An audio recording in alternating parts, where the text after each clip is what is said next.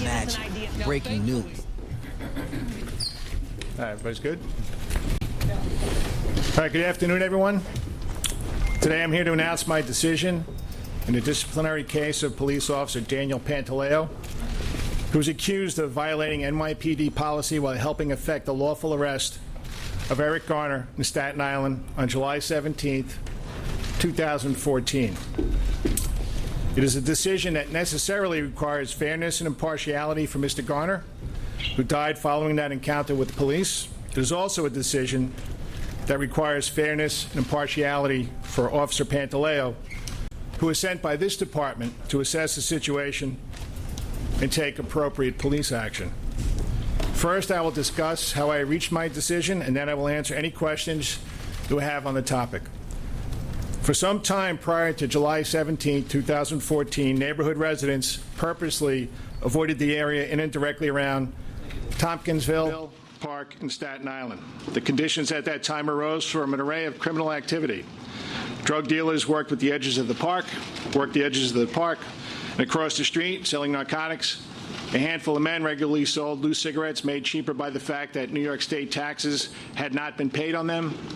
A liquor store nearby sold alcohol to people who would drink that alcohol in the park, people who would sometimes use drugs, urinate, and pass out on benches there.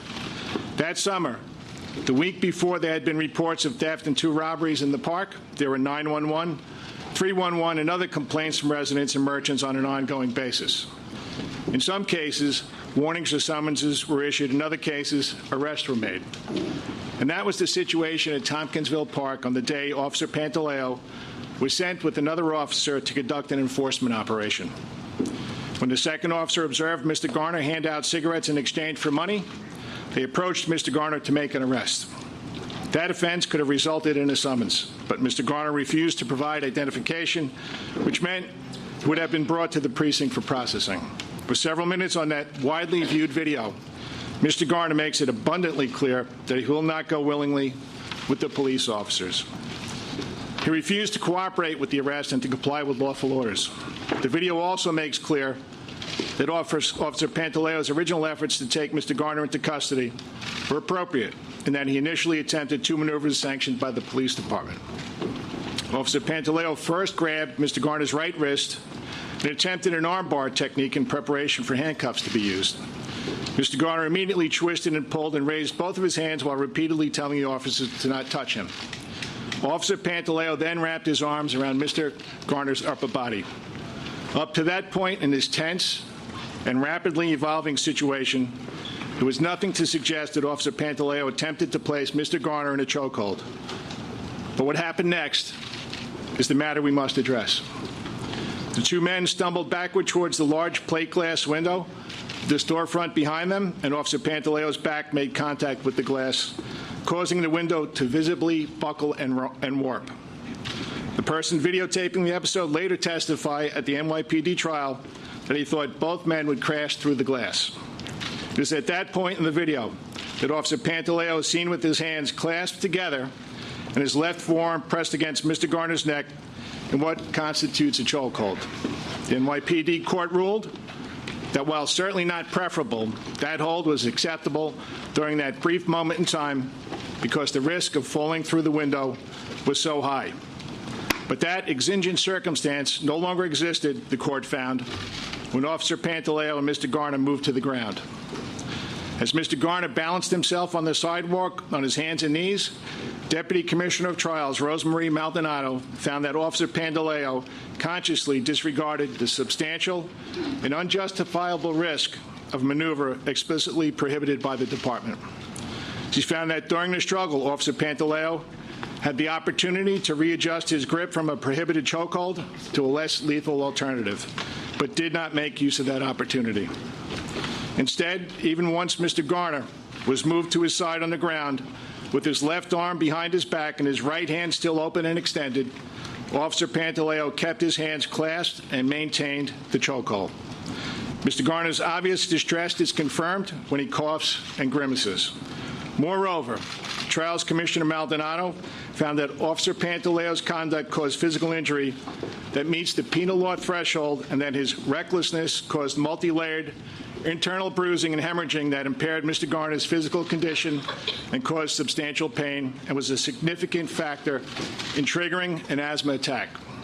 For all of these reasons, taken together, even after reviewing Officer Pantaleo's commendable service record of nearly 300 arrests and 14 department medals earned leading up to that day, Trial Commissioner Maldonado recommended that he be dismissed from the department. In making this penalty recommendation, she wrote, this tribunal recognizes that from the outset, Mr. Garner was non-compliant, compliant, and argumentative, and further notes that the patrol guide allows officers to use reasonable force when necessary to take an uncooperative individual into custody.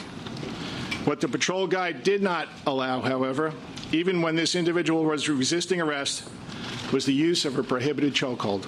As you know, a number of external authorities have asked many of the same questions we have about this incident. On August 19, 2014, about a month after Mr. Garner's death, the Staten Island District Attorney's Office announced it would impanel a grand jury and present evidence on that matter. On December 3, 2014, those 23 Staten Island residents voted to not indict Officer Pantaleo, clearing him of criminal wrongdoing. That same day, the United States Attorney General announced that the U.S. Department of Justice would conduct its own investigation into Mr. Garner's death and way bringing federal civil rights charges against Officer Pantaleo. In the intervening years, the Justice Department made ongoing requests to the NYPD asking us to delay our internal disciplinary process until its civil rights investigation was complete. And we honored those requests as their process stretched from one administration to the next with no action by federal prosecutors. And so on July 21, 2018, we decided to begin NYPD proceedings. Members of the public in general and Mr. Garner's family in particular have grown understandably impatient. The trial began on May 13, 2019. On July 16, 2019, one day before the 5-year statute of limitations expired, the Justice Department announced it would not file federal charges against Officer Pantaleo. Then, on August 2, 2019, with Officer Pantaleo's NYPD trial concluded, Trials Commissioner Maldonado ruled that Officer Pantaleo's use of a prohibited chokehold was reckless and constituted a gross deviation from the standard of conduct established for a New York City police officer. After noting that Officer Pantaleo had admitted he was aware that chokeholds are prohibited by the department, she further concluded, with strongly worded and repeated warnings about the potentially lethal effects of chokeholds found throughout multiple sections of the training materials, it is evident that the department made its 2006 recruits keenly aware of the inherent dangers associated with the application of pressure to the neck. Given this training, a New York City police officer could reasonably be expected to be aware of the potentially lethal effects connected with the use of a prohibited chokehold and be vigilant in eschewing its use.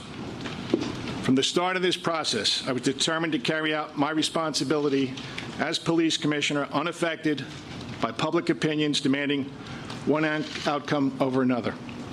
I examined the totality of the circumstances and relied on the facts. And I stand before you today confident that I have reached the correct decision. And that has certainly not made it an easy decision. I served for nearly 34 years as a New York City cop before becoming police commissioner. I can tell you that had I been in Officer Pantaleo's situation, I may have made similar mistakes. And had I made those mistakes, I would have wished I had used the arrival of backup officers to give the situation more time to make that arrest. And I would have wished that I had released my grip before it became a chokehold. Every time I watch that video, I say to myself, as probably all of you do, to Mr. Garner, don't do it. Comply. To Officer Pantaleo, don't do it. I said that about the decisions made by both Officer Pantaleo and Mr. Garner. But none of us can take back our decisions, most especially when they lead to the death of another human being. I was not in Officer Pantaleo's situation that day. I was chief of patrol, and later that year, chief of department. In that position, I proposed our neighborhood policing model so that the same cops would be in the same neighborhoods every day so that relationships would replace preconceptions, so that problem solving and prevention would become tools officers were trained in and supported in using. And therefore, one of the great challenges of the police profession here in New York City and elsewhere will always remain arresting someone who intends to resist that arrest. Communication and de-escalation techniques are employed where possible, but more often than the police and the public alike would prefer, varying levels of force are used to ensure compliance. Society gives our police the legal authority to use acceptable levels of force when necessary because police cannot otherwise do their job. Every day in New York, people receive summonses or are arrested by officers without any physical force being used. But some people choose to verbally and/or physically resist the enforcement action lawfully being taken against them. Those situations are unpredictable and dangerous to everyone involved. The street is never the right place to argue the appropriateness of an arrest. That is what our courts are for. Being a police officer is one of the hardest jobs in the world. That is not a statement to elicit sympathy from those we served. It's a fact. Cops have to make choices, sometimes very quickly, every single day. Some are split-second, life and death choices. Oftentimes, they are choices that will be thoroughly and repeatedly examined by those with much more time to think about them than the police officer had. And those decisions are scrutinized and second-guessed, both fairly and unfairly. No one believes that Officer Pantaleo got out of bed on July 17, 2014, thinking he would make choices and take actions during an otherwise routine arrest that would lead to another person's death. But an officer's choices and actions, even made under extreme pressure, matter. It is unlikely that Mr. Garner thought he was in such poor health that a brief struggle with the police would cause his death.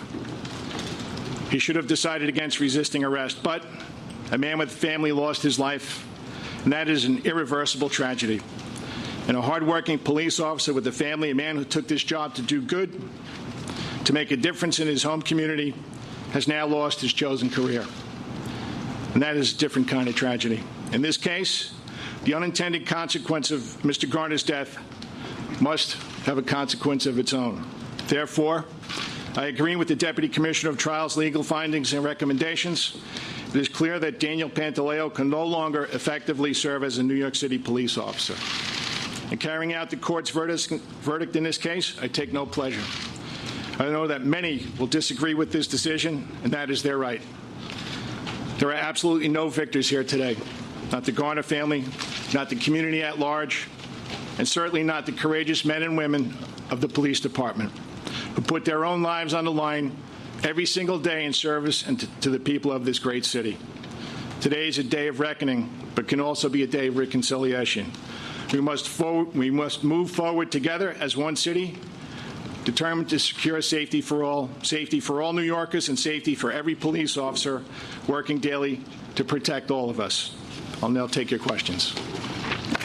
Commissioner, even though you had Rosemary Maldonado's decision from a couple of weeks ago, you touched on this. The decision, as you said, was very difficult. And if you could address the rumors that have been running around for the last couple of days, that it was so difficult that you had decided that you would rather leave the department rather than make this decision today. Completely untrue. Yeah, I'm not going to talk about rumors. Let's talk about the decision that Rosemary made, the decision that was affirmed by Deputy Commissioner Tucker, and the decision I just made you today. How difficult then was it for you? It's an extremely difficult decision. When did you actually make this decision? Was this up to the wire, or had you made this decision a couple of days ago? Hey, Mark, I think you know me long enough by now that this was not an easy decision. It's not something that I could make over a few hours. You know, I've been thinking about this since the day I was sworn in as police commissioner. So it's the decision was made in the last couple of days. Tony? Commissioner, has any determination been made about any pension rights or benefits? Yeah, he's being terminated. So whatever contributions he made to the pension system, he'll get back. Marcia, hold on. I know this is a really hard decision for you. I also know that Pat Lynch has said that if you made the decision that you made, you could lose the support of the rank and file and talked about reconciliation. Are you worried about losing the support of the rank and file? And what do you say to them to make them understand why you had to make this decision? So immediately, I'm sending out my remarks and the video of this press conference so they know what you all know. And I've been a cop a long time. And if I was still a cop, I'd probably be mad at me. I would. You're not looking out for us. But I am.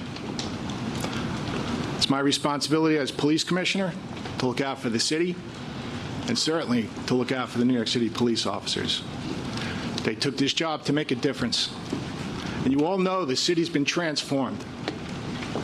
We've had a lot of help, but it's the cops out there right now and the thousands that have come before us that continue to make this city safe. Some will be angry, and I have a great executive staff. These police officers do a terrific job each and every day, and we'll have to work through this. It's a resilient organization. Have you spoken to the Garner? Are you asking them to understand that you did this because you believe in the police department? I did this based on the evidence and testimony at the trial. Commissioner, our understanding is that negotiations went back and forth Friday and Saturday, and that at one point you were either told or instructed by City Hall that things had to go a certain way. Can you? No, that's not. This is my decision. There are a couple possible outcomes, but this is the decision that the police commissioner makes. This is a disciplinary case, like other disciplinary cases, and it's my decision. Rocco, I'm going to get to you in a second. Hold on. Rocco. Did you follow the trial day by day, or did you wait till the end of the trial? And then can you talk about what you reviewed? Yeah, no, I did not follow the trial day to day. I waited for the testimony to come up and the evidence to come up. I have a staff that works for me up in my office. They do disciplinary cases. They reviewed it. We got the Rosemarie's decision. We looked at that, and we moved forward. Right here, the blonde hair. Have you spoken to the Garner family? I have not. Commissioner Tucker has attempted to reach out to them. A couple of different phone calls. Didn't happen too long ago. We're waiting for a call back. All the way in the corner over there. Have you spoken to Officer Pantaleo yourself, you or your office, or is this the first time he's hearing from you? No, this is the first time. This is the announcement was from here. What's that? I talked with Mayor de Blasio about process and possible outcomes. Commissioner. Ashley. Commissioner, in her decision, Judge Maldonado indicated that Pantaleo was untruthful, and she also raised questions about the credibility of other officers who were not obviously on trial in this case. Can you speak about that conduct and how you felt reading that? So this whole situation transpired in seconds. I'm sure no one in this room, if they were involved in, and no one in this room probably had to, except the police, had to arrest anybody in a physical struggle. And if they could recount step for step what they did, I think that would be nothing short of a miracle. This is the decision Rosemary made. This was affirmed by the first deputy commissioner. I'm agreeing with that. Yes. Sir, just to be clear, are you making this decision to agree with the judge, or are you making this decision because you believe it is also the right decision? There's a department trial. There's a process. Rosemarie made the decision, again, affirmed by Ben Tucker, and I agree with both of their findings. Commissioner, Yep. you spoke about wishing that Eric Garner wouldn't have resisted and would have just complied. You also said you wish that Officer Pantaleo would have waited for backup. So what is the lesson for your officers coming out of this decision? So immediately after this, back in 2014, Ben Tucker was the deputy commissioner of training still at the time. We put all of our police officers through a 3-day course, including de-escalation. We've done a lot of other things that we've done fair and impartial policing, and every police officer is wearing a body-worn camera now. There's a lot of things that came out of this incident, and every time there's an incident that affects the NYPD, there's always something to learn. Right behind you? Yep. Commissioner, you pointed out at the beginning of your remarks about Officer Pantaleo's good record as a police officer, but he was also being monitored for 3 CCRB complaints for using force. How do you square those two things? And is the monitoring working, or should he have been under tighter? His Officer Pantaleo had 289 arrests. As far as we can tell, searching through all the records, no other person that he arrested was injured. He did have a number of resisting arrests, which is not unusual. He had some CCRBs. The one that where it was substantiated, that was a bad stop, not use of force. So all this has to be taken in its totality. Out of that 289 arrests, there were a number of gun arrests. And what does the NYPD do each and every day? We try to reduce gun violence in this city. So that I have to look at his record. That's part of the disciplinary system. Yep. The impact of a decision not to discipline Officer Pantaleo, impact on the community, have any factor in your decision making in this? So I'm not going to stand up here and say I didn't think about that, but I had to be guided by the facts that were brought out in the department trial and that was sent up to our office. I see a lot of journalists here that went through 2014, the protest, the murder of Wenjen Liu and Rafael Ramos, to say that that's never out of my mind. I think about that every day, whether there's a department trial or not. So I can't stand up here and say I didn't think about that, but that's not how I made my final decision. I'll be right here. Mayor de Blasio promised that the Garner family would get justice in this case. In explaining your decision, you referred more to the legal standards abiding by the judge's decision. Do you personally believe that this outcome constitutes justice? This is the outcome of our trial. We needed it to be fair and impartial, and it was a fair and impartial trial. Right here with the glasses. I know you haven't spoken to the family of Mr. Garner yet, but what would you say to them right now? From day one, we said that there was going to be a fair and impartial trial, and this is the result. Make no mistake about it. This is a tragedy for the Garner family. I fully understand that. Mr. Garner was somebody's son, somebody's dad. Everybody in the NYPD understands that. Right here. A couple questions. First, when is this termination effective? Is it immediate? It's an immediate termination. And second, reading Judge Maldonado's decision, was there anything in it that you disagreed with? I agreed with the content of her decision. Hold on, who didn't go yet? Right here. Yep. Commissioner, during the departmental trial, it came out that a lot of the partner, Justice Amico, had trumped up charges on an official form for Garner's arrest. Did any part of the other people who testified come to you to say maybe they should be brought up on internal charges? Right after this, Joe Resnick's people from Internal Affairs looked at each officer that was involved in this. There was a number of civilian witnesses, a number of police officer witnesses, and it was Sergeant Adonis received charges and Officer Pantaleo. Aaron. Commissioner, you spoke a bit about your time as a lead cop. Did you approach this then from a position of almost reluctance to want to dismiss Officer Pantaleo or empathy? Can you describe your internal deliberation? So I can't remove myself from the fact that I was a uniformed cop for 34 years. And I think that's what makes this so difficult, that every member of law enforcement in this country that works and keeps this country safe and the city safe looked at that and said, that could possibly be me. And it's in my DNA. It's who I am. But as police commissioner, I have to think about the city, and I have to think about the rules and regs of the NYPD and make sure that people follow them. In the back. Being a cop's cop, what's your biggest concern that this decision, the effectiveness have on your Being a cop's cop, what's your biggest concern that the department feel be affected by this decision? I think I stated that. I said if I was still a police officer, I would probably not be happy. But we've been through a lot of things in the NYPD, and it's great history. I know that men and women that do this job are resilient. Somebody calls for help, dials 911, somebody flags them down. They're not going to think about this decision. They're going to think about why they took this job, and they're going to help that person no matter who they are. right here. Before you announced your decision, you said you were confident this was the right one. Was there something in particular? Was there a moment when you realized that? And what do you see as commissioner that the officer on the street who might be upset with the decision doesn't see? So, as I said, I went through the testimony, looked at the video a number of times. I know what the definition of a chokehold is. This is what led me to this decision. And again, a difficult decision. In the back. Can Pantaleo appeal this decision of yours? It can, under the civil service law, it can use, I think it's Article 78. We'll get the DCLM to give you a further explanation of what that process is after the press conference.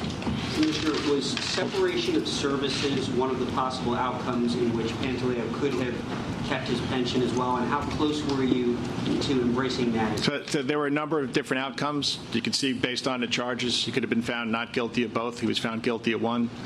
Could have been given a vested interest, or he could have been terminated. Specifically, separation of services, which would have been more amenable to him keeping his pension. Were you close to that decision? It's something that I had to consider, but that wasn't part of my final decision. Yep, right here. You said earlier that this presser is the first time Officer Pantaleo was hearing of his firing. Do you have plans to speak with him? Probably not, no. Yep, right here. So Daniel Van can appeal this decision, but say another police commissioner comes in the next few weeks or months, can he return your decision? No, this is a final decision. It can't be overturned. Hold on 1 second. Let me see. Marcia, back to you. I just wondered if the fact that Daniel Pantaleo did not testify during the Department of Trial played any role in... I can't speculate on that. Rocco, you had a question? Where is the department at right now, as far as you see? The union obviously will complain in about an hour about this. They've spoken in recent weeks about the issues. Right. This is a big day in the police department, and I'm sure most, if not all, are paying attention to this. As I said, we take this job to do good, and I'm sure that the police officers that raised their right hand and swore an oath will continue to do their jobs. Yep. Tony. Yeah, we talked about this earlier. You said that there was a microsecond for this event to unfold. There was a question about the untruthfulness of Officer Pantaleo's testimony or recollection in proceedings, interviews. Are you of the opinion that he didn't in fact lie, but there was a swirl of the combat, the emotion of the time, that you really didn't have the proper recollection? Yeah, as I stated before, I'm affirming Judge Maldonado's decision. Lenny? Why wouldn't you let him resign immediately? So there's no one's asked me this yet, so I'll just throw it out here. What have we learned from this case? What I learned is that we wouldn't let this linger for 5 years. It's too long. It's unfair to the family. It's unfair to everybody involved in this case. Yep. Last question. What would those changes look like so that it doesn't take 5 years? Well, it depends on what the situation is. We would probably have more forceful discussions with the other agencies that are investigating this to make sure that we can proceed with our administrative charges. I think we have over here. Yep. Mark? I know you came to this decision on your own, but can you speak a little bit about any pressure from the mayor's office and whether if that was a factor in this at all? I have to do what's... First, I have to look at Rosemarie's decision. I have to look at Ben's affirmation and be guided by that. Now, there was this pressure on any number of sides here to, make this decision, make that decision. I had to do, in the end, what I felt was the correct decision. Anybody else? I'm just wondering, you talked a little bit about the delay in this case, which the mayor and others have attributed to the Department of Justice's investigation taking so long. Do you regret deferring to them for so long until last year? Regret is probably too strong a word, but it definitely makes me rethink going forward. How would we proceed with administrative trials? Yep. Now that Officer Pantaleo's disciplinary trial is over, do you have an idea of when you plan to schedule Sergeant Kiziodonis' disciplinary trial? Yeah, we're in the process of finalizing that. This year, next year? Yeah, it's going to be, it'll be soon. It'll be this year. What's the holdup? It's a disciplinary case. We have to make sure that we look at all the facts. We have to make sure we conduct a thorough investigation, and then we move forward. Have there been any changes to training in light of all of this that's happened? Say that again, Marcia. Any changes to training? Yeah, we did immediately followed. We did de-escalation training. Sir, Right. just lastly. All right, hold on, right here, and then you have one. Okay, and then that's it. Yep. You talked about how you think the Garner family, you feel about all this. You talked about the pressure on the police department. What do you want the residents of New York City to take from this and your decisions? So what I want the residents of New York City to take from this, that there is accountability within the New York City Police Department. It is fair and impartial. But I also want them to take account what happens every day in this city and take a look back 5, 10, 15, 20 years. Don't judge us on one incident. Judge us on the totality of what we do, the totality of how you're treated by the police, and how it's evolved. And think about what it was like in 1990. And think about how it's changed and why it's changed. Somebody said, was this a hard decision for you to make? And I said, yeah, but it certainly wasn't the most difficult thing I had to do as a police officer. The most difficult thing I've ever had to do was tell Lisa Tezzulo her husband was dead. Just tell Jenny Miosotis that her mom was dead. To tell Leanne Simonson that her husband was dead. This is a very difficult job. We get pulled from all sides. We do our best. We recruit from the human race. We're not perfect. But next time you're walking down the street and you feel safe, thank the NYPD. All right, thank you very much.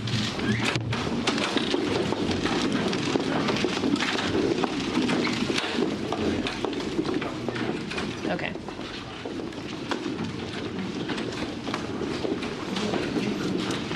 Hey guys, I'm Kimberly Brooks and you're watching ABC News Live. Breaking news out of New York, a day of reckoning. You just saw there New York Police Commissioner James O'Neill has dismissed, he's terminated Officer Daniel Pantaleo in the chokehold death of Eric Garner. So take a listen. For some time prior to July 17, 2014, neighborhood residents purposely avoided the area in and directly around Tompkinsville Park in Staten Island. The conditions at that time arose from an array of criminal activity. Drug dealers worked the edges of the park, and across the street, selling narcotics. A handful of men regularly sold loose cigarettes made cheaper by the fact that New York state taxes had not been paid on them. In this case, the unintended consequence of Mr. Garner's death must have a consequence of its own. Therefore, I agree with the Deputy Commissioner of Trials' legal findings and recommendations. It is clear that Daniel Pantaleo can no longer effectively serve as a New York City police officer. In carrying out the court's verdict in this case, I take no pleasure. I know that many will disagree with this decision, and that is their right. There are absolutely no victors here today. Not the Garner family, not the community at large, and certainly not the courageous men and women of the police department who put their own lives on the line every single day in service and to the people of this great city. Today is a day of reckoning, but can also be a day of reconciliation. So reminder, Officer Daniel Pantaleo, he was involved in the chokehold death of Eric Garner, 43 years old. The death was caught on tape 5 years ago, and it's been 5 years since his family has been waiting to see what the fate of this officer would be. So you just heard it, New York Police Commissioner James O'Neill holding the press conference saying that Officer Pantaleo would be terminated effective immediately. So I want to bring in Darren Porcher, who's a retired NYPD lieutenant and also a criminal justice professor. Thank you for being with us today. You know, back when this happened, there were no charges that were brought in the trial, and the Justice Department refused to bring federal civil rights charges. So today, is this justice? Yeah, I agree. You know, one of the things we take into consideration whenever you have these administrative cases, or better yet, it started off as simultaneously a criminal and an administrative case, the district attorneys or the Department of Justice would generally be at the forefront, as we saw in this particular case. The administrative component, which we saw introduced today, or based on the final outcome, is something that comes at the end of the case. So this is the natural order of things. When we look at an NYPD department trial, that's an administrative hearing and is predicated on a preponderance of the evidence. The preponderance of the evidence is merely 51% of the evidence. It goes against Officer Pantaleo, and that's what we saw as it relates to the outcome.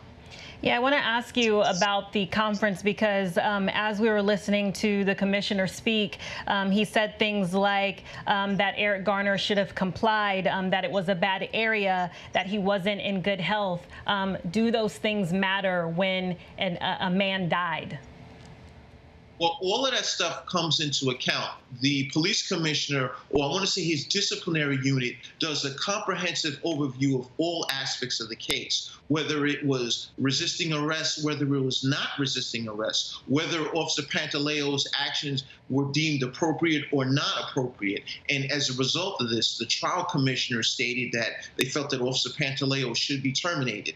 That decision that comes about within the department trial is not binding information for the police commissioner. As he mentioned, he takes into account the trial commissioner's statements, or I should say ruling, coupled with the first deputy commissioner, Ben Tucker. And then after that, the third component is the commissioner. And he, in fact, makes the final ruling on if Officer Pantaleo should be terminated. And that's what we saw as a result today.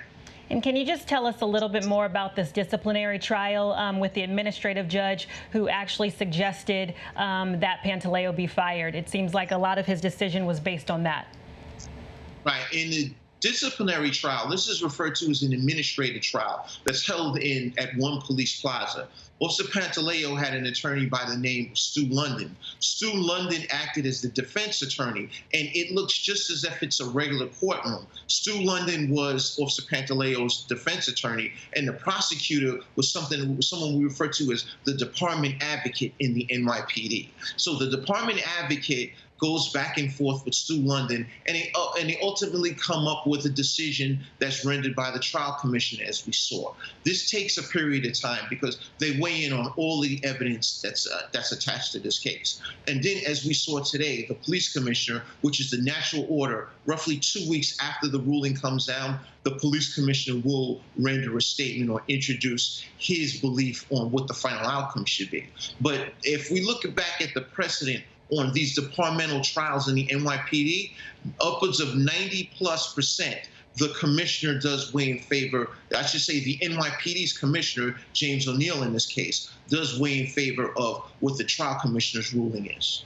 Yeah, and I just want to ask you, I mean, what does this mean for the community 5 years later since he died, and to now in 2019 have something happen to this officer who was involved in this death? What does it mean 5 years later? When we go back to 2014, when this incident first occurred, it was clear. It was obvious that there was this rough relationship between police and community, and this didn't make it any better. So it's an arduous process in mending the fences, so to speak, between police and community, because that police and community relationship is the crux in law enforcement. Remember, police officers are public servants. It's essential and it's necessary for them to have information such as tips that are afforded by the community. And that's what makes a police department, not just the NYPD, but nationally, any department becomes a success in connection with that police community relationship. So when we go back to mending the fences in this particular case, I don't think that, I genuinely believe that there are no winners here, but moving forward, this is a start because the public would perceive the termination of Officer Pantaleo as a success or quote unquote, the right thing to do. And I'm not saying it was the right or the wrong thing to do. Just based on what the community's perception on this would be, I believe that the community feels that this is a win in their area in connection with that community out on Staten Island and Eric Garner's family. Yes, and we have a statement from the Patrolmen's Benevolent Association of the City of New York. They responded after this decision, and the president, Patrick J. Lynch, he said, Police Commissioner O'Neill has made his choice. He has chosen politics and his own self-interest over the police officers he claims to lead. He has chosen to cringe in fear of the anti-police extremists rather than standing up for New Yorkers who want a functioning police department with cops who are empowered to protect them and their families. So obviously a controversial decision. I want to bring in Aaron Katursky, who was right there when this decision was being made. Aaron, what was the energy like when this decision came down? I was struck by how emotional Police Commissioner O'Neill was. He invoked how he was a cop, a street cop for 34 years of his police career. He really wanted to identify with Officer Daniel Pantaleo, and he said even that if he were still a cop and had been in that same situation, that could easily have been him. He could have made the same mistake as Officer Pantaleo, and it seemed like he was sending a signal to other officers that he's with them, anticipating the statement you just read from the PBA that calling him rudderless and political. Commissioner O'Neill, though, was very emotional. He said, if you feel safe next time you're walking down the street, go ahead and thank a police officer. He said police officers make split-second decisions. In this case, the decision went bad, and it had to have a consequence, and he decided to terminate Officer Pantaleo. Yes, and as I mentioned before, the grand jury had declined to indict this officer in 2014, and then the Justice Department refused to bring federal civil charges. How did this disciplinary trial come about? Well, this was just the next process in line, and you heard the commissioner say that the feds had asked the NYPD to hold off, the Staten Island District Attorney had asked the NYPD to hold off, but he knows 5 years was far too long for either the Garner family or for Officer Pantaleo. He said there was no reason that this should have taken so long. For Daniel Pantaleo, though, this does close the chapter on his police career, and the commissioner seemed to come from a place of empathy. He said it's in his DNA to be a street cop, to understand the split-second, sometimes life and death decisions that Officer Pantaleo and other police officers make. But he also spoke about the impact on the Garner family. He called the death a tragedy and one that should have been avoided. And Aaron, I just want you to remind everyone what the circumstances were when Eric Garner did die back in 2014. Eric Garner had been arrested for selling loose cigarettes on the street, and Commissioner O'Neill talked about the origins of the arrest. He said Tompkinsville Park and Staten Island had been overrun with crime. There had been a lot of 911 calls, a lot of complaints to the city, and finally officers were asked to go in and take Eric Garner into custody. He also said, though, that Garner probably would have gotten off with a summons, but he was not cooperative with the police. And once you're not cooperative, that's when force was used. The force was justifiable. The chokehold was not, the commissioner said, and that's what got Officer Daniel Pantaleo into trouble. Yeah, thank you, Aaron. And I think what's most disturbing about all of this is it was caught on tape. It's a video that whenever this case comes up, it's played over and over again, and no doubt traumatizing. That chokehold with Eric Garner saying, "I can't breathe," 11 times. So I want to bring in Chief Boyce. He's a former chief detective for the NYPD on the phone with us. Chief Boyce, you know, these chokeholds, they're illegal. They were banned in 1993, correct? That's correct. We changed our procedures in regards to it. You have to remember when I came on in 1983, they were taught at the police academy. So we reversed the process there. And these things continue to evolve as we change our procedures each time. Jim talked about today about what it did, retraining, de-escalation. The city changed dramatically in the last 5 years. We've seen suppression policing, broken windows, brought the city to low crime rates, something that is unsustainable in today's city. This particular incident changed us dramatically. I was there for the entire thing. I remember the summer of 2014, how it evolved later on into the year. 2 of our officers were assassinated, Ralphie Ramos and Wen Jianlu. And on the perpetrator's phone were the protests. directly affecting us. So this was a long, horrible process. I felt terrible for my friend Jim O'Neill today. I saw him up there. Aaron is exactly correct. He was emotional. This is no easy decision by anybody, and he'll be picked apart and talked, maybe even lauded. I don't know, but tough time for the police department. We need to get past this entire Garner era, I should say, because it's been 5 years. Yeah, one thing I want to ask you is in that disciplinary trial, the administrative judge suggested, she said that Officer Pantaleo was untruthful about his use of the chokehold. I think it's interesting, though, because this is a case that was on camera. We saw it happening. So what does it mean for an officer to say that he didn't do something when you can just see it right there in front of your face? Well, I think the process is how he described his actions, and I think that's what she found. She found a problem with when you're down there on the floor with a very large man, and you're fighting, really to get him under control. You're not. He said he recklessly did, and he did it. So it wasn't purposeful. It was recklessly put the chokehold on. Again, Jim O'Neill also said that we can see. Most people in law enforcement, myself included, saw themselves within that incident because I've been there before too. So sometimes we hold police officers to a really high standard. Perhaps the standard was even too high. Rosemary Maldonado, I know quite well. She's an excellent attorney. She made the judgment that he was being untruthful. I don't know how other people see that, but I know in a split second it's very difficult to make a proper decision.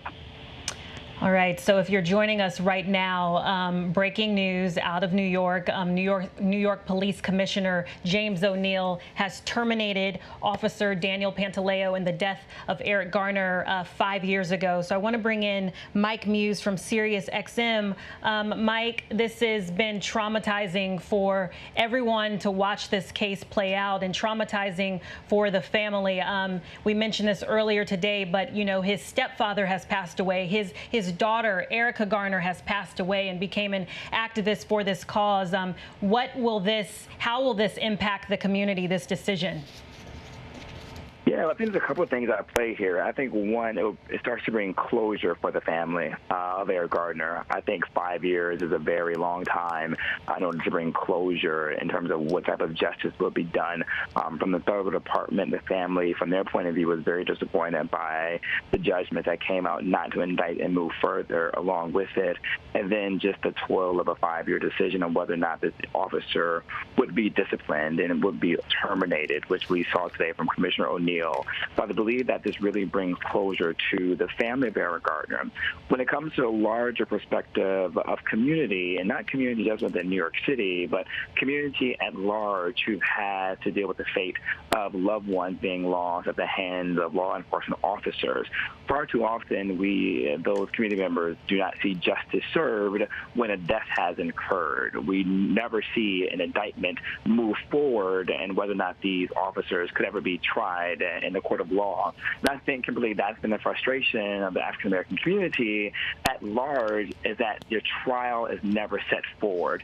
There never is a chance to hear both sides in a court of law and then hear a judgment by the jury ruled in the favor or not favor of the prosecution or the defendant. And I think that's been the frustration. So seeing Commissioner O'Neill come out today, and I thought he did a really great job of laying out both sides of the coin, right? Laying out both individuals' perspective, both sides of the community and from law enforcement, and what made the decision so difficult.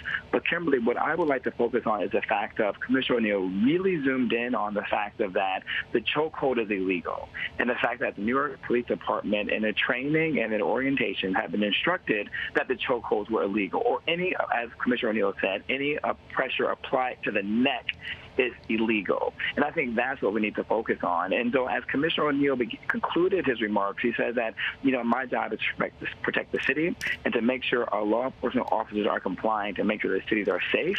But the reason why is I hope now going forward that NYPD officers and officers across the country will give a second thought before they have to make the decision of to do a chokehold or not, right? To apply a type of pressure to the neck that could cause harm and in a case, death.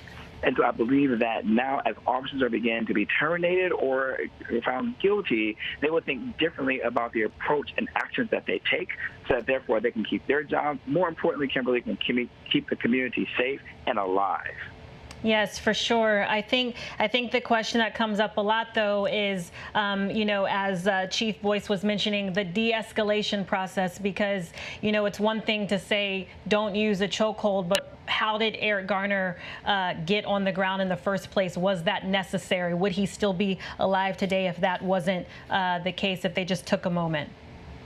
Exactly, and you're right, Kimberly, in terms of excessive force, but also, too, the amount of excessive officers that were there. At the end of the day, Kimberly, we're discussing a man's death over loose cigarettes. Now, this needs to sink in for a minute. A man died over loose cigarettes. Right. Whether or not you thought that he should have complied or not, but also, too, the officers have to be held accountable, too, as well, in terms of how did they escalate that situation? How did you go from one officer to two to a number of officers there on the scene off of a loose cigarette?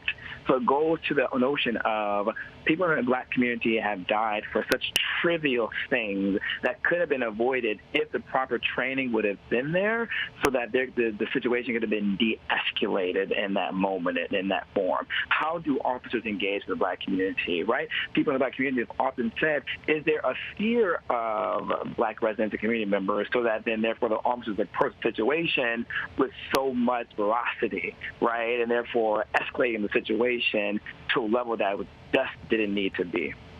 Absolutely. So 5 years, a day of reckoning today. Officer Pantaleo, involved in the chokehold death of Eric Garner, terminated from his job. So I want to bring in Aaron Katersky again, just to walk us through the legal proceedings and remind us of what led to this point today. We're coming. The legal proceedings have gone on for the better part of 5 years, Kimberly. At first, the case went before a grand jury on Staten Island where the arrest happened. The district attorney at the time, Dan Donovan, who went on to become a congressman and then lose his seat in Congress, declined to file any criminal charges. It was a decision that he felt perhaps he could not win a conviction. The federal government took a look at the case for years, including the Obama Justice Department and then the Trump Justice Department, before very recently the Attorney General William Barr concluded that no federal civil rights charges were warranted. And that was a decision that Commissioner O'Neill said was probably correct. You heard the commissioner say that it is unlikely Daniel Pantaleo woke up thinking he was going to make such a consequential decision that would end Eric Garner's life. And the commissioner said it was unlikely Garner woke up that day thinking he was going to resist arrest and be in the position that he was in, or that an encounter with the cops, even in his poor health, would lead to his untimely death. But this legal proceeding has gone on, the commissioner said, far too long for either the department's liking, Officer Pantaleo's liking, or certainly the Garner family's liking. Yeah, and I want to bring back in Chief Boyce, former chief detective for the NYPD. When the commissioner was speaking today, he said that it was a very difficult decision, a big day in the police department. Chief Boyce, can you just walk us through why this was such an emotional decision for him to make?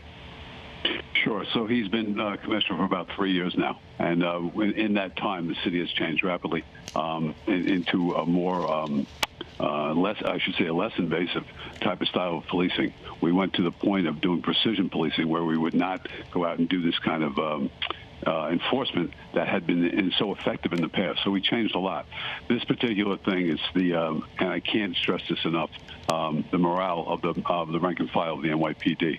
It is important when we ask young men and women each day to go, I should say sometimes hourly, to go out and risk your life for the city of New York. So that morale has to be kept high. We've seen it happen in other cities where things have gone bad. So that's only makes it even more dramatic than this, when you have police unions making statements, strong statements against the police commissioner. So that's what the backdrop was. This is clearly the most difficult decision he would make, and probably the most difficult decision I've seen in many, many years for any police commissioner to make. It's entirely upon him whether to fire or discipline an officer without firing him to go forward. So that's what he risks, but he's a strong man. I think he'll go forward and understand, go reach out to the police officers around the city to know that he does care about them, and he will go forward with them. He's not going to resign. He's not going to get fired. Nothing of that magnitude.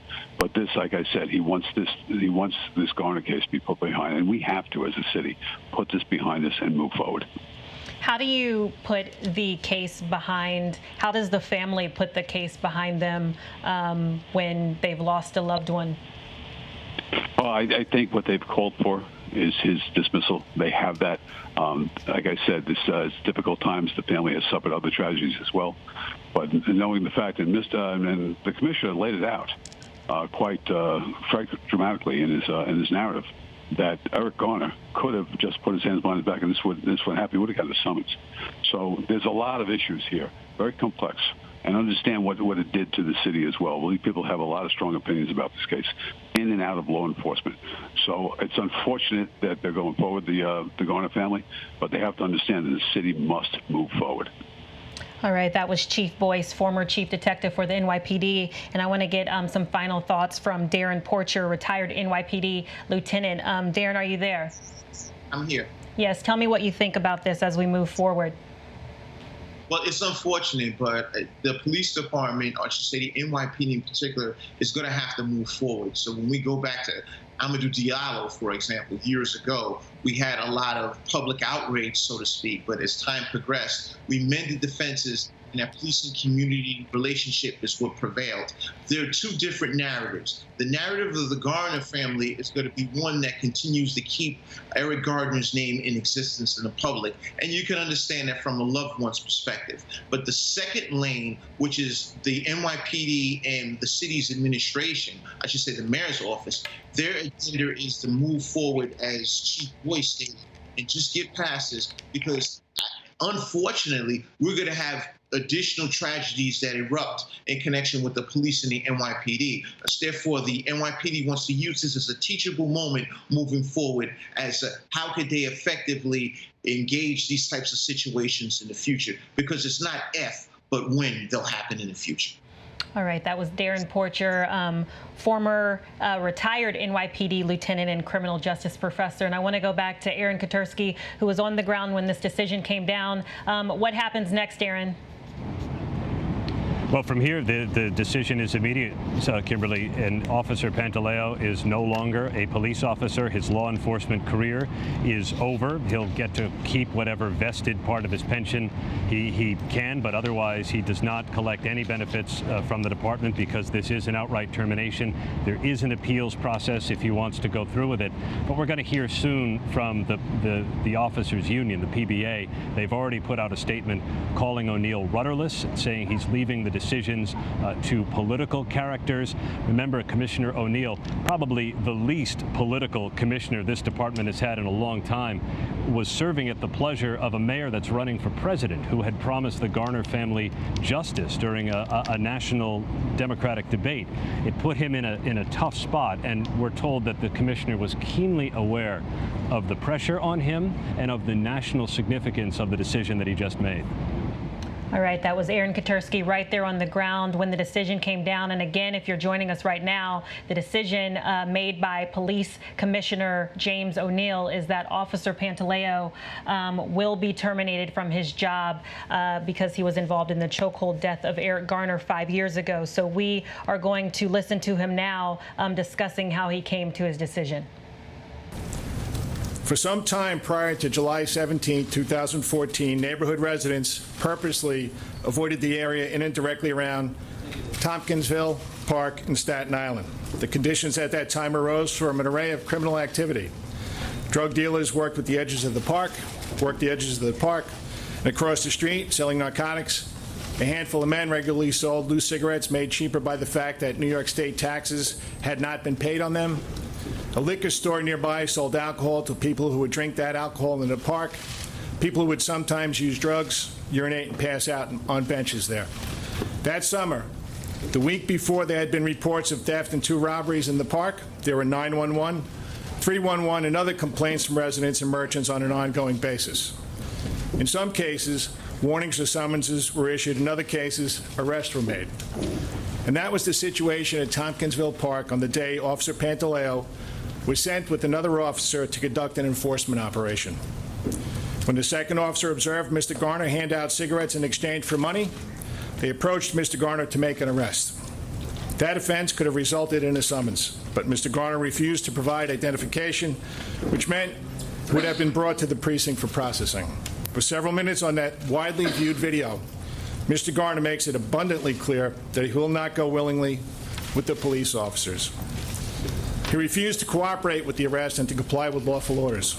The video also makes clear that Officer Pantaleo's original efforts to take Mr. Garner into custody were appropriate, and that he initially attempted 2 maneuvers sanctioned by the police department. Officer Pantaleo first grabbed Mr. Garner's right wrist and attempted an armbar technique in preparation for handcuffs to be used.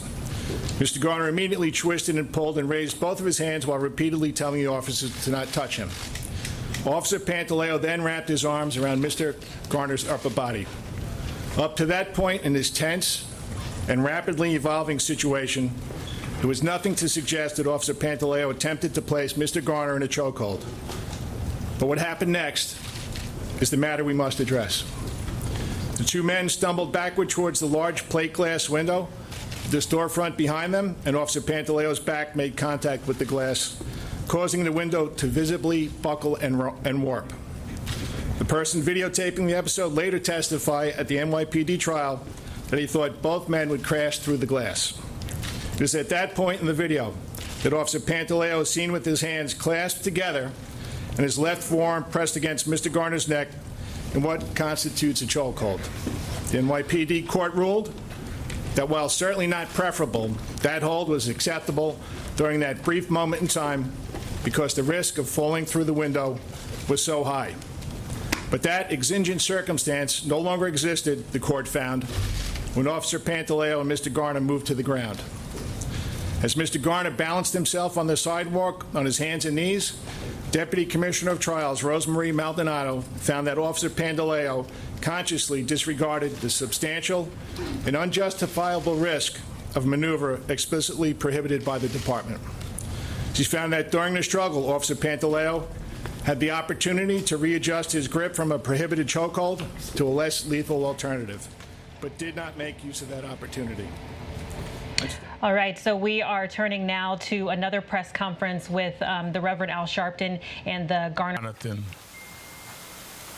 Moore and attorney Michael Hardy, who's worked on this case with Jonathan, and his general counsel and executive vice president of National Action Network. Today, Daniel Pantaleo lost his job, but 5 years ago, Eric Garner lost his life. Even though it is appropriate in our judgment deserving what the commissioner has decided and announced today, let us not forget that Eric Garner lost his life 5 years ago in an illegal process that both the district attorney in Staten Island and the judge ruling that there was evidence that she recommended that the actions of the police was in fact the contributing factor to the death of Eric Garner. Let us be real clear that though I agree with the decision of the commissioner to follow the recommendation of Judge Rosemarie Maldonado, that in the process, let us not convict Eric Garner of things that did not end up proven in any court of law. To say that Eric Garner was doing things that has not been established is to desecrate the memory of a man who was the victim here. Let us also remember there were other officers involved that ought to also be dealt with. There was the arrest report saying he had 10,000 cigarettes when he did not. What is going to happen to that officer? There is the allegation that he was selling. Well, there are eyewitnesses that said he was breaking up a fight. So we cannot look at the record of Pantaleo and not also say that none of the allegations against Eric Garner by the same police that were involved in his chokehold death may have alleged but was never established in a court of law. So as this family continues to grieve and mourn on the death of Eric Garner and have lost two family members, Erica Garner and now Ben, who we funeralized just Friday, who was a stepfather. And we believe that the stress and pain contributed to their early deaths. So though this may be good for the city, that the city enforced its policies, this is not some moment of pleasure or joy for the family that has lost so much and could have expected that the city would have treated Eric Garner or any other citizen with the due process of law and following of police policies. To not have terminated Pantaleo would have said the guidelines mean nothing, the administrative judge means nothing, the process means nothing.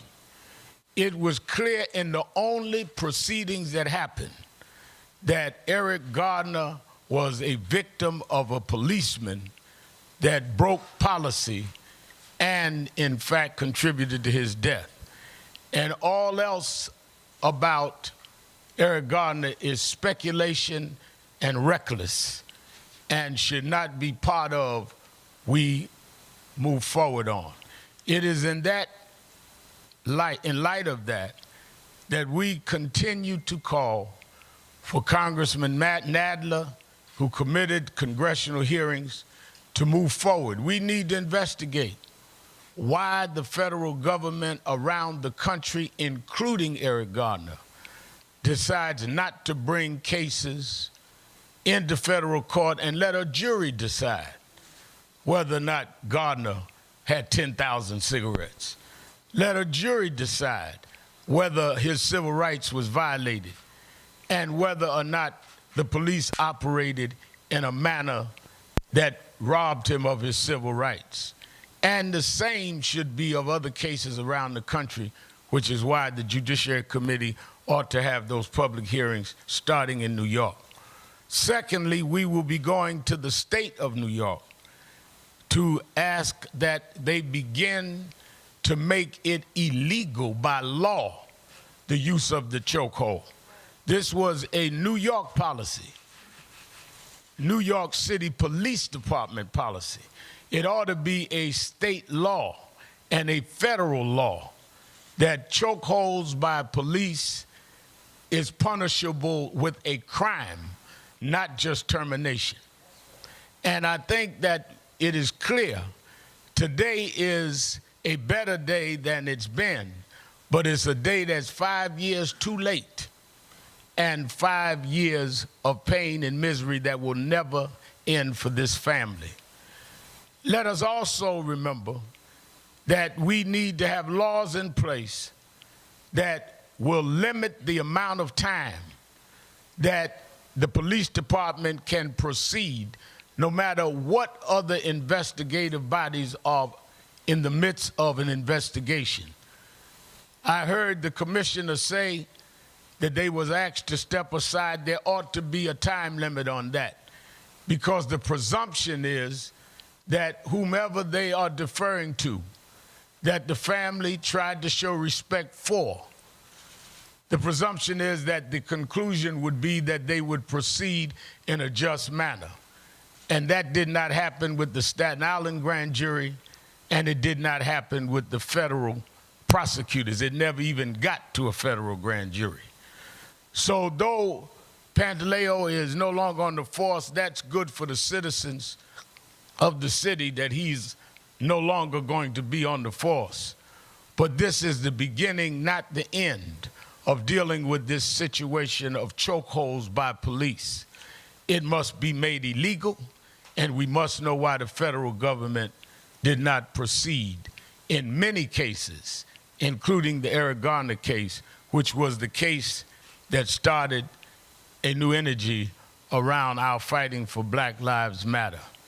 But as we deal with this, let us be very clear that we are relieved, but we're not celebratory. There's nothing to celebrate, because Pantaleo will go home a terminated man, but this family had to go to a funeral. There's nothing to celebrate when your father and the son of Gwen has to hear these unproven allegations of what Eric Garner was doing that day, while we hear of the record of service of Pantaleo. There was no jury or court that ruled that Eric Garner was doing any of what was alleged. There was testimony, and there was never a trial that was presented with a counter-argument by those that would be able to refute whatever charges was made. But having said that, I take issue with one thing the commissioner said. I commend him for not breaking the policy.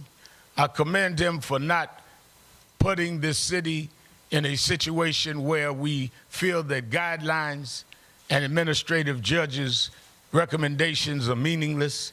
I commend him for saying that, in fact, that it is established by the trial that this was a chokehold. I do take issue when it is said that if I was a policeman, I would be mad about this. A policeman ought to not be mad that the guidelines they were trained on were enforced. What kind of policeman do we have that would be angry that policy was violated? What kind of policeman do we have that would be upset that the commissioner listened to the evidence presented by an administrative judge? There are those of us in the movement for criminal justice that has been said we have low opinions of police. Maybe we have higher opinions than some of the police authorities, because the policemen ought to not be mad. They ought to say, what I was trained to do is what I am expected to do, and that those that violate policy are going to be treated and given the punishment that is meted by that, just like those that I may arrest on a daily basis. You cannot have a set of rules for citizens and a different set of rules for policemen. They must follow the law and follow policy, and they should not be mad about it. They ought to say, I work in a department that I am held accountable, and that is what protect and serve would mean. We denounced and continue to denounce those that throw water on police and do other things in police. We're not for harming police. I don't see why any police today would be mad that citizens don't want to see citizens harmed by police, particularly against guidelines. Pantaleo was in the training. He knew the guidelines. At whatever point he decided to violate them, he had stepped over that line, and he was held accountable today. That's good for the city. It is no comfort for this family. And it cannot stop there. It must be law, so that we don't have from one administration to the next, from one commissioner to the next, whether those guidelines are going to be enforced and whether those guidelines remain. So as we note today, as I said, we are relieved but not celebratory. And we are challenging this city to now move to the next step of making chokeholds illegal and to not castigate and disparage the name of Eric Garner on unproven allegations.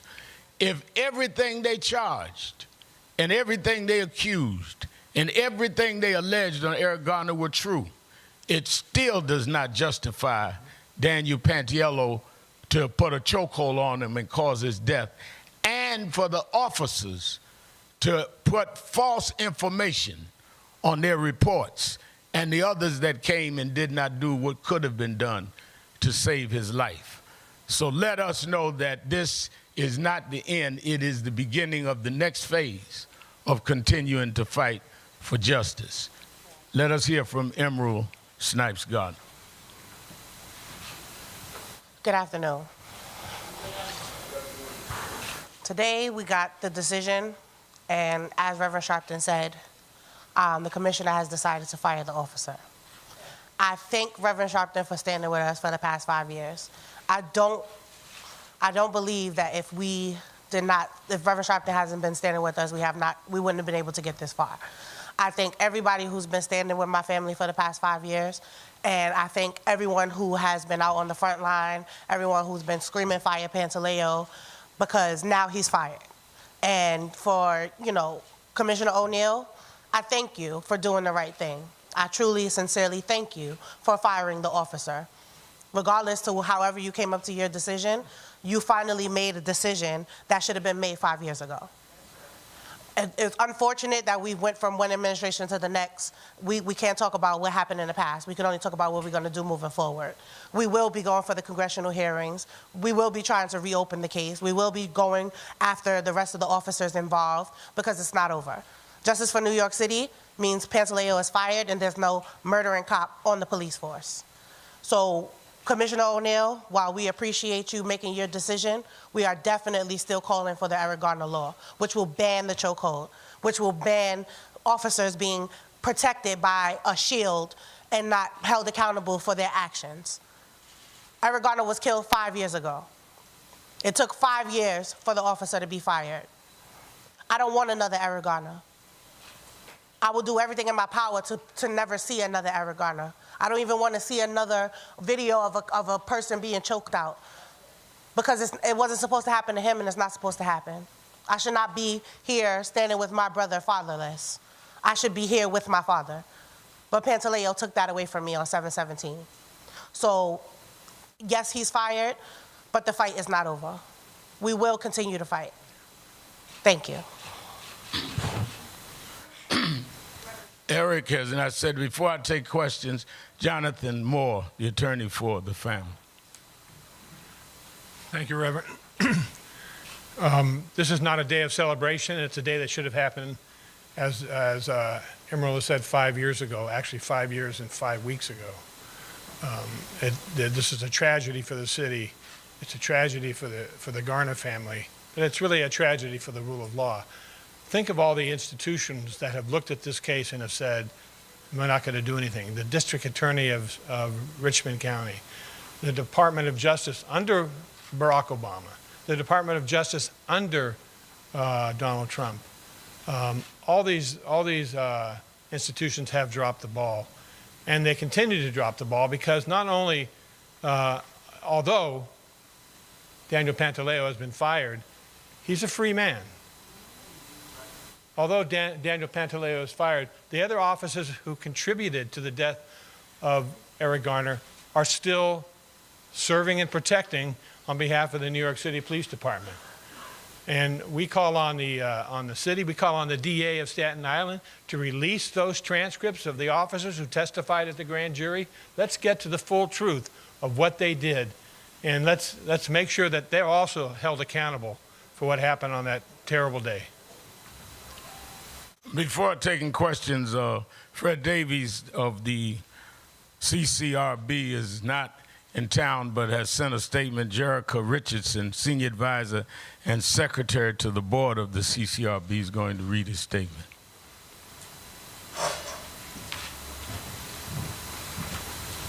Thank you, Reverend Sharpton.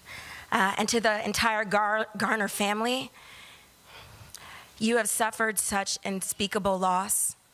And I just want you to know on behalf of the CCRB that despite that loss, you continue to inspire us, and our hearts and our prayers remain with you.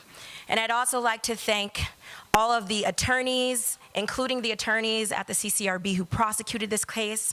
I want to thank the advocates and the activists and all the everyday people that rallied and called for justice for Eric. It is because of them that we're here today. And it is with great humility and gratitude that I stand on behalf of the New York City Civilian Complaint Review Board, the only oversight entity and the largest oversight entity in the nation. We're the only one that administratively prosecutes police officers for misconduct. And we only exist and we only are here because of the community. And I'll tell you, I have mixed emotions. There's a lot more that we need to do to strengthen accountability, not only in New York City, but this nation. And so I'd just like to take a moment to share the words of Reverend Fred Davey, our chair. After 5 long years, Eric Garner's family, the city of New York, and a nation that long has had watchful eyes upon this case, finally has some closure. Make no mistake, this process took entirely too long. And the tragic reality is that neither a verdict from a judge, a decision from a police commissioner, neither of these can reverse what happened on July 17th, 2014. Officer Daniel Pantaleo's termination from the New York City Police Department does not make the death of Eric Garner any less harrowing, but it's heartening to know that some element of justice has been served. Given the evidence, the CCRB's prosecutors presented at trial, the police commissioner had no option but to dismiss Pantaleo from the department. While July 17th is and always will be a somber day for the city of New York, today we can rest assured that Daniel Pantaleo will never patrol our streets again. Thank you.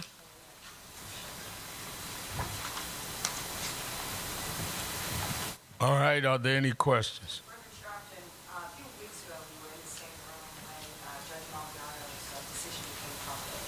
And at that time, Senator Christian Gillibrand called for his death island to be over investigation. Is there any update on that front? We have not heard an update. We certainly support that. We certainly have a new district attorney that ought to reopen the grand jury and go over the grand jury testimony of those officers to see if anyone perjured themselves in the grand jury. Because once you testify in front of a grand jury, you're subject to perjury. So like I said, this is far from over. And included in calling for the reconvening of the grand jury in Staten Island under a new prosecutor is also the congressional hearings that was committed to us, and we intend to go to Albany. The governor said Pantaleo should be fired. Well, if he should have been fired for chokehold, let's make a state law about chokehold, the Eric Garner law. Yes. Reverend, have you asked Eric Holder why the DOJ didn't act on a civil rights investigation before the Obama administration wrapped up 2.5 years after Mr. Garner was killed? Well, when Eric Garner left office, it was still an open investigation. Did you ask him why they didn't wrap it up? No, I did not. And again, it was still under investigation. It would have been inappropriate for him to comment on an ongoing investigation with me. Reverend Sharpton, after O'Neill made his decision in the this morning, he issued a statement saying that he was coming to cop haters and extremists.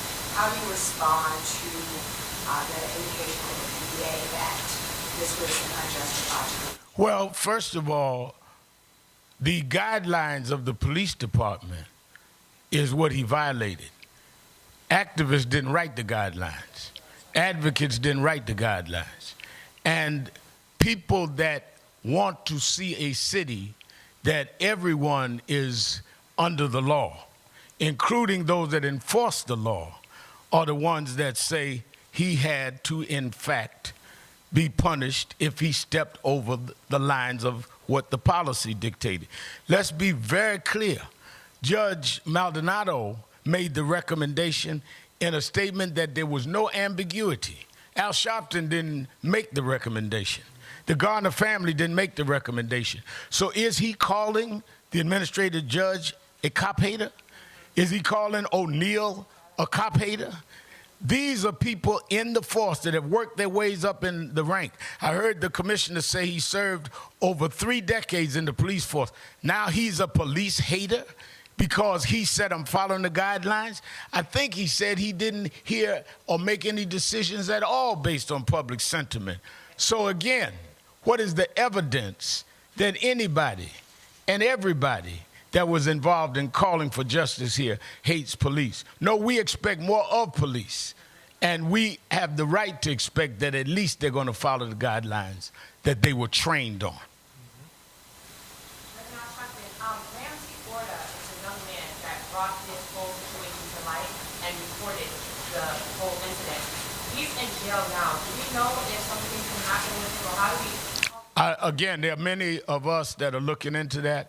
And when I hear his name, I have to think of Ben Carr, who we funeralized on Friday, who stood by Orta and kept bringing them to us. And it was his video that the whole world has seen.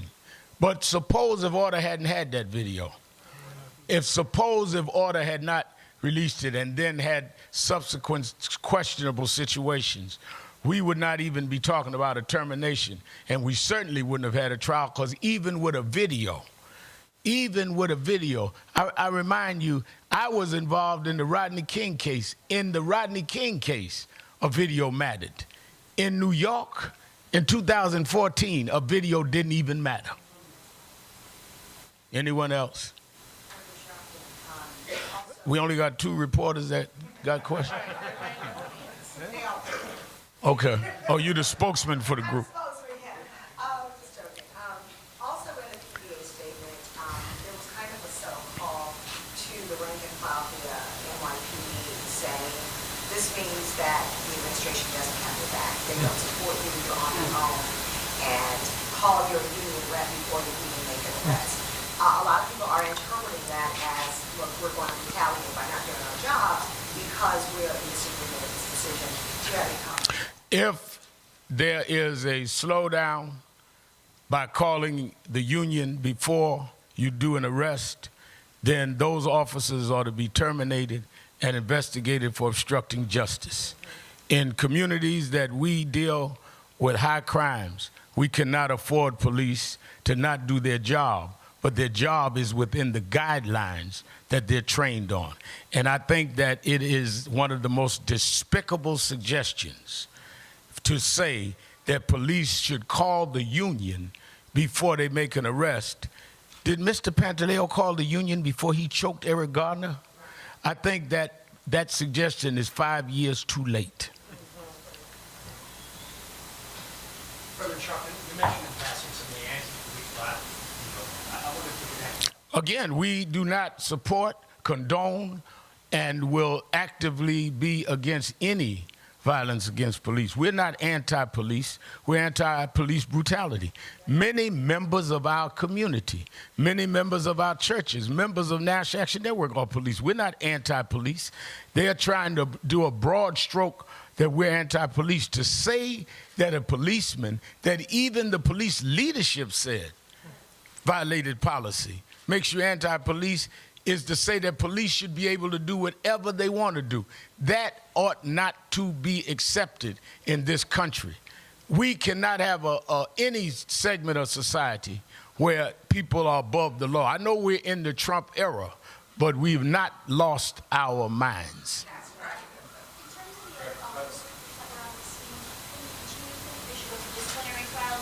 They should absolutely go to disciplinary trials, or even further, if they issued false statements. If they offered false statements in the grand jury, that's perjury, which is why the case should be reopened and it ought to be reviewed. Because now there's a finding of the facts in this internal investigation and trial that ought to be matched with what was told to a grand jury, which is subject to perjury laws. I noticed on the wall back here, a photo of you with Baya's mother during the Baya's Lodi issue. Lodi ultimately was convicted, federal civil rights issue. And the one case that the judge said was most like this case here in your ruling, and both are for decision here. Do you think that the Trump administration, in waiting out 5 years of implementation, purposely tried to avoid a similar federal criminal civil rights trial against Pantaleo? I would say that I do not know what was done on purpose, but I know what was done. And what was done was the opposite of what was done in the Lavoti case. I know that there were those in the Civil Rights Division of the Justice Department, according to many reports, that said they wanted to proceed, and all of a sudden they were stopped. And I know for a fact that there was enough evidence to go forward, and they decided not to go with it. I will not be as reckless as the president is with his tweets on me in saying it was done on purpose, but it was done in fact. Reverend, today Commissioner O'Neill said that First Deputy Commissioner Ben Tucker reached out to the Garner family to respond.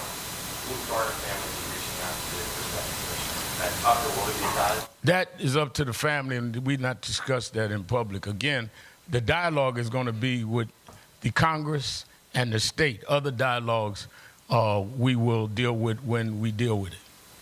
Can I ask Ms. Garner, the police commissioner said that when he watches that horrifying video, he has a gut reaction, quote, Mr. Garner, don't do it, Mr. Garner, don't do it, comply. What did you make of the police commissioner's statement about his gut reaction when he watches that video? I think he had a misspeak. I think he meant to say, Pantaleo, don't do it, let him go, get off of him. That's what I think. I think he misspoke, and I think that he watched the video, and he is in fact a human being with a heart and a conscience to say that, Pantaleo, you did something wrong. So I heard what he said, but I think he just misspoke. This is the shirt that I wore about 2 weeks ago while we were standing up here. Officer Pantaleo, well, now I can say Daniel Pantaleo is a murderer, and that's just how I feel. I wear my emotions on my sleeve, and now I wear it on my chest. I feel that he is a murderer. I feel that he could have gotten off of Eric Garner. I feel that he made a choice, and everybody has a choice. When you're in life, you have a choice. You watch The Matrix, you take a red pill or a blue pill. So I'm just saying, I feel as though he is a murderer. I feel like he murdered Eric Garner. And let me say, she's not the only one today that said he could have gotten up. The commissioner said it. I guess he's a cop hater. Ms. Garner, you have the transcript to clarify. Commissioner O'Neill said, when I watched the video, I said to myself, Mr. Garner, don't do it, comply. And I said to Officer Pantaleo, don't do it. About the decisions made by both Officer Pantaleo and Mr. Garner. Sir, when you watched that video, what did you see? When I watched the video, I see my father being killed. All right, thank you very much.